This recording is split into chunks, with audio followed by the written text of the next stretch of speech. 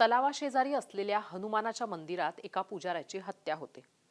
त्याच्या मृतदेहाखाली सापडलेली एक डायरी, त्या डायरीतनं उघडलं हत्येचं गूढ. उत्तर प्रदेशातल्या महुआ जिल्ह्यातली ही घटना आहे. ठिकाण आहे कुलपहाड, त्यातलं एक गाव जैतपूर.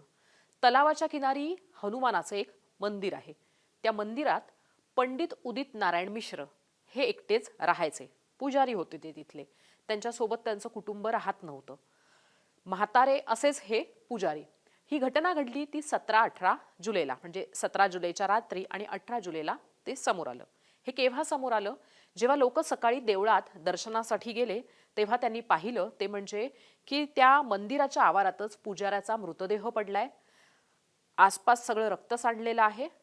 आणि त्यानंतर मग गावातल्या लोकांनी पोलिसांना बोलावलं. पोलिसांनी जेव्हा तिकडे येऊन पाहणी केली तेव्हा त्यांना आढळलं ते म्हणजे की हा जो मृतदेह आहे तो उपडी अवस्थेत पडलेला आहे, म्हणजे तोंड खाली पाठवर अशा अवस्थेत पडलेला आहे. आणि या मृतदेहाखाली त्यांना सापडली एक डायरी. आता पोलिसांना या हत्येमागचा, कारण पुजारी हा म्हातारा होता, ते देऊळही फारसं काही असं मोठं नव्हतं, मग या देवळातल्या पुजाऱ्याची हत्या का झाली याचा मोटिव्ह पोलिसांना शोधायचा होता. तेव्हाच त्यांना असं वाटत होतं ते म्हणजे की गुन्हेगारापर्यंत पोहोचता येईल. देवळातल्या किमती वस्तू जशाच्या तशा होत्या. दानपेटी, काही थोडकं जी काही फळं वगैरे होती त्यातलं काही म्हणजे काही असं चोरीला गेलेलं नव्हतं. मग नेमकी ही हत्या का झाली याचा उलगडा पोलिसांना तिथं होत नव्हता. त्या मृतदेहाच्या शेजारीच काही कपडे सुद्धा पडलेले होते. आता पोलिसांकडे दोन पुरावे होते. एक म्हणजे की त्या मृतदेहा शेजारी असलेले ते कपडे आणि मृतदेहाच्या खाली दबलेली एक डायरी. ही डायरी आपण जशी डायरी बघतो तशी नव्हती. दोऱ्यानं शिवलेली अशी ही एक डायरी होती. कदाचित गावाच्या ठिकाणी मिळणारी तशी डायरी किंवा आपण पुढे आधीच्या काळात जशी डायरी बघायचो तशा पद्धतीची ती डायरी होती. ती डायरी सुद्धा त्या पुजाऱ्याची होती का याच्याबद्दल पोलिसांना संशय येत होता. तिथे उपस्थित असलेल्या गावातल्या लोकांनी ही डायरी पुजाऱ्याची नाही, कधीच त्याच्याकडे की त्याच्या हातात किंवा तो घेऊन फिरतोय अशी काही ही डायरी नाही असं तिथल्या उपस्थित असलेल्या गावकऱ्यांनी सांगितलं. दोऱ्यानं शिवलेल्या या डायरीचं त्यामुळे गूढ अधिक वाढत गेलं. आता पोलिसांना ही डायरी सापडली तेव्हा पोलिसांनी ती डायरी वाचण्याचा प्रयत्न केला की डायरीत नेमकं काय असेल, की मृतदेहाच्या खाली ही डायरी दबलेली आहे. ही मृतानं लपवलेली डायरी आहे की कोणापासून तरी ही डायरी लपवण्यासाठी हा झालेला मृत्यू आहे, याचा तपास पोलीस करत होते. आणि म्हणून त्यांना डायरी मध्ये काय लिहिलंय हे समजून घ्यायचं होतं. पोलिसांनी जेव्हा ही डायरी वाचली तेव्हा त्यांच्या लक्षात आलं की यात एका माणसाची माहिती लिहिलेली आहे, त्याच्या कुटुंबाची माहिती लिहिलेली आहे. जणू काही या माणसाची रोजनिशी असावी. तो काय करतो, कुठे जातो, कधी जातो, असं सगळं त्या डायरीत लिहिलेलं होतं.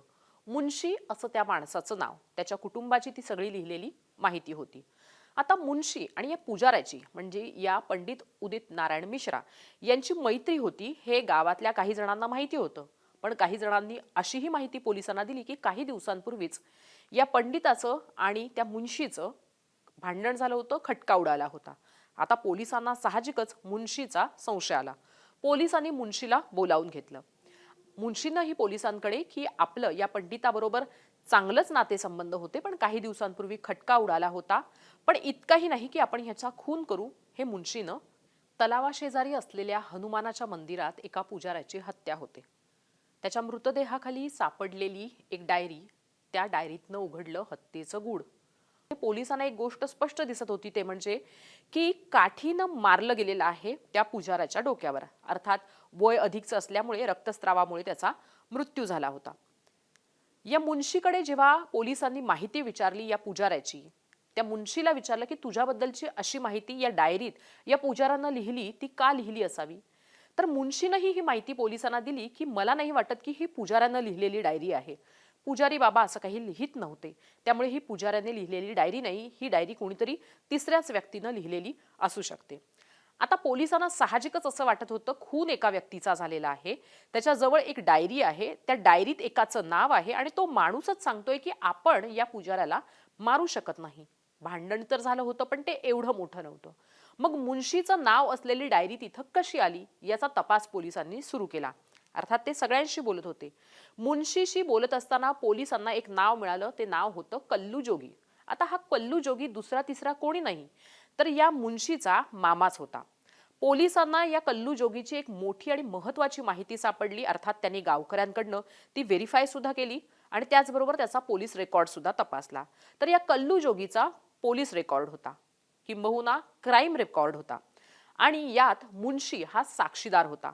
मुंशीनंही हीच गोष्ट पोलिसांना सांगितली की कल्लू जोगीनं काही वर्षांपूर्वी म्हणजे साधारणतः 2013 मध्ये स्वतःच्या पत्नीची हत्या केली होती आणि तो मामा जरी असला तरी सुद्धा मी सत्याच्या बाजूने उभं राहण्याचा निर्णय घेतला आणि त्याच्या विरोधामध्ये कोर्टामध्ये साक्ष दिली होती. त्यानंतर या कल्लू जोगीला शिक्षा झाली होती, आजीवन कारावासाची शिक्षा झाली होती आणि आत्ताच काही दिवसांपूर्वी तो सुटून आलेला आहे.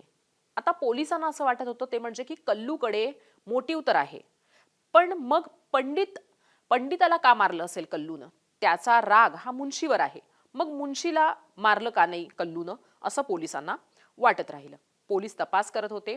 साहजिकच पोलिसांकडे या सगळ्या संदर्भातले पुरावे जमा करण्याचं एक मोठं चॅलेंज होतं. कारण तिथं त्या देवळात कोण आलं होतं याची माहिती काही पोलिसांना मिळत नव्हती. कारण असा परिसर होता की तलावाच्या शेजारी असलेलं एक छोटंसं देऊळ आणि दूरवर कुठेही सीसीटीव्ही कॅमेरे नाही. त्यामुळे मग तिथं कोण आलं होतं, कधी आलं होतं, कसं आलं होतं, किती जण होते याची माहिती काही पोलिसांना सापडत नव्हती. मग आता माणसांकडनं मिळणारी माहिती याच आधारानं आणि जे पुरावे आहेत त्याची शहानिशा करूनच पोलिसांना माहिती मिळवायची होती.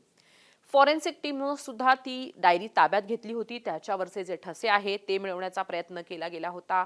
ज्या पद्धतीनं त्या पंडिताला मारलं होतं त्या काठीच्या संदर्भामध्ये सुद्धा शोध सुरू केला गेला होता. काठीनंच मारलं असावा असा फॉरेन्सिक टीमचा अंदाज असल्यामुळे तशाच पद्धतीचं म्हणजे काठी हेच वेपन धरून त्याचा शोध सुरू झाला होता. आता आणखीन एक गोष्ट मुंशीनं पोलिसांशी बोलताना सांगितली होती ती म्हणजे की कल्लूची पत्नीचा त्याने खून केलाय म्हणून तर साक्ष दिलीच होती या मुंशीनं, पण त्याबरोबरच कल्लूचा या मुंशीवर आणखी एका प्रकरणावरनं राग होता. तो म्हणजे की कल्लूच्या नात्यातली कुणी एक भाची त्याची जी 20 वर्षांपूर्वी जिचा अचानक मृत्यू झाला होता, जो संदिग्ध मृत्यू झाला होता आणि त्यावरूनही या कल्लूचा या मुंशीवर आणि मुंशीच्या कुटुंबावर राग होता. पोलिसांना हे तर लक्षात येत होतं ते म्हणजे की कल्लूकडे मुंशीला फसवण्यासाठीचं मोटिव्ह आहे, पण कल्लूने हे मुंशीला फसवलंय कसं? कारण डायरीमध्ये असलेल्या गोष्टींमध्ये मुंशीचा उल्लेख आहे.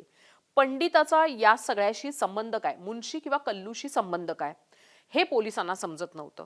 मग आता याच्यात वारंवार मुंशीकडनं जे नाव घेतलं गेलं म्हणजे जो संशयित गुन्हेगार ठरू शकतो अशा मुंशीकडनं ज्याचं नाव घेतलं गेलं त्या कल्लूच्या घरी पोलीस गेली. कल्लूची चौकशी केली, कल्लूच्या घराची तपासणी केली. तपासणीमध्ये पोलिसांना कल्लूच्या घरीच एका फळीवर एक डायरी सापडली. अगदी तशीच डायरी जी त्या पुजाऱ्याच्या मृतदेहाखाली दबलेली होती, तशीच म्हणजे धाग्यानं शिवलेली डायरी. आता कल्लूला पोलिसांनी विचारलं ही डायरी तुझी आहे का? कल्लूनं होकार दिला. पण त्याच्यातलं अक्षर आणि जे मृतदेहाच्या खाली सापडलेली डायरी होती त्याच्यातलं अक्षर याच्यात तफावत होती. त्यामुळे डायरी सारखी असू शकते, एखाद्या व्यक्तीनं 2 व्यक्तींना अशा पद्धतीनं अशा एका सारखी डायरी दिलेली असू शकते हे पोलिसांना पटत होतं. पण मग अक्षराच्या संदर्भामध्ये काय? पोलिसांनी तरी सुद्धा कल्लूला सोडलं नाही कारण कल्लूचा क्राईम रेकॉर्ड होता. मग पोलिसांनी कल्लूला लिहायला सांगितलं. कल्लू उजव्या हाताने लिहित होता. त्याचं उजव्या हाताने लिहून झाल्यावर पोलिसांनी जेव्हा चेक केलं तेव्हा कल्लूने लिहिलेली अक्षरं आणि जी मृतदेहाच्या खाली सापडली होती ती डायरी याच्यातली अक्षरही वेगवेगळी होती. आता मात्र पोलिसांनी कल्लूला डाव्या हाताने लिहायला सांगितलं. कदाचित फॉरेन्सिक वाल्यांचं असं म्हणणं असावं की डाव्या हाताने वार झालेला आहे, कारण उजव्या आणि डाव्या हाताने वार केल्यानंतर कसा परिणाम होऊ शकतो याच्याबद्दलचा त्यांचा अभ्यास असतो. मग पोलिसांनी सांगितलं की बरं आता तू उजव्या हाताने लिहिलंस ना, आता तू डाव्या हाताने लिही. कल्लूने मग डाव्या हाताने लिहायला सुरुवात केली. कल्लूने डाव्या हाताने लिहायला सुरुवात करण्याच्या आधी पोलिसांना सांगितलं होतं की मला लिहिता येत नाही. खोटं बोलला हे पोलिसांना तेव्हा लक्षात आलं जेव्हा त्यांनी त्याला जबरदस्ती करून लिहायला लावलं. कल्लू डाव्या हाताने सुद्धा व्यवस्थित लिहू शकत होता आणि आश्चर्याची गोष्ट म्हणजे जेव्हा कल्लूचं लिहिणं पूर्ण झालं पोलिसांना दिसलं ते म्हणजे की कल्लूने जे डाव्या हाताने लिहिलेलं आहे ते आणि मृतदेहाच्या खाली सापडलेल्या डायरीतलं जे अक्षर आहे ते मॅच होतंय. आता पोलिसांनी कल्लूला पकडलं. कल्लूला पकडल्यानंतर पोलिसांनी पंडितला मारण्याचं कारण काय असं कल्लूला साहजिकच विचारलं. पोलिसी खाक्या दाखवल्यानंतर या कल्लूनं त्याचा गुन्हा तर कबूल केला आणि त्यांना सांगितलं की मुंशीवर त्याचा राग होता. अर्थातच त्याच्या पत्नीचा म्हणजे कल्लूच्या पत्नीचा जो मृत्यू झाला होता त्याच्या हत्येच्या केसमध्ये मुन्शीनं त्याच्या विरोधात साक्ष दिली होती, पण आणखीन एक प्रकरण होतं आणि ते होतं जमिनीचं. ते प्रकरण असं होतं ते म्हणजे की एक जमिनीचा तुकडा, आता कल्लू आणि मुन्शी हे दोघेही मामा भाचे, त्यामुळे त्या जमिनीच्या तुकड्यावरनं सुद्धा त्याच्यात वाद होता. मुन्शीचं पोलिसांना सतत हे सांगणं होतं ते म्हणजे की कल्लू त्याला शत्रू मानतो, पण तो कल्लूला शत्रू मानत नाही. आमच्या कुटुंबामध्ये वाद असतील, पण जीव घेण्या इतपत किंवा असं फसवण्या इतपत मी कुठलंही काम करणार नाही.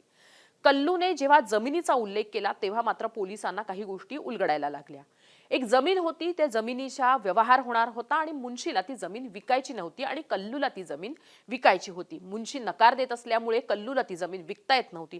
त्यामुळे कल्लूनं हा प्लॅन आखला ते म्हणजे की अशा पद्धतीनं पंडिताच्या खुनामध्ये जर का आपण मुन्शीला अडकवलं तर बदला तर पूर्ण होईलच आणि त्याचबरोबर ती जमीन विकून काही पैसे सुद्धा आपल्या हाती लागू शकतील. आणि म्हणूनच अगदी ठरवून कल्लूनं अशा पद्धतीनं त्या पंडिताचा खून केला होता. पण 2 दिवसांच्या मध्ये घडलेली ही घटना नव्हती, तर ही घटना अनेक महिन्यांपासून कल्लूच्या डोक्यात होती आणि कल्लू सतत याच्याबद्दलचा विचार करत होता. आता त्याने पंडिताची निवड का केली?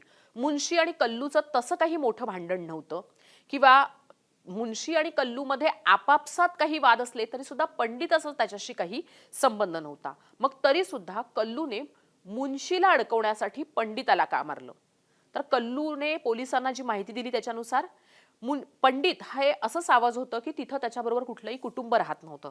तो म्हातारा होता, त्यामुळे त्याच्या जाण्यानं तसा काही कोणाला फारसं नुकसान झालं नसतं आणि तिथं त्याला मारत असताना त्याच्याकडनं प्रतिकारही झाला नसता. सहज त्याला मारणं सोपं होतं आणि या व्यतिरिक्त तिथं बघणारं सुद्धा कोणी नव्हतं.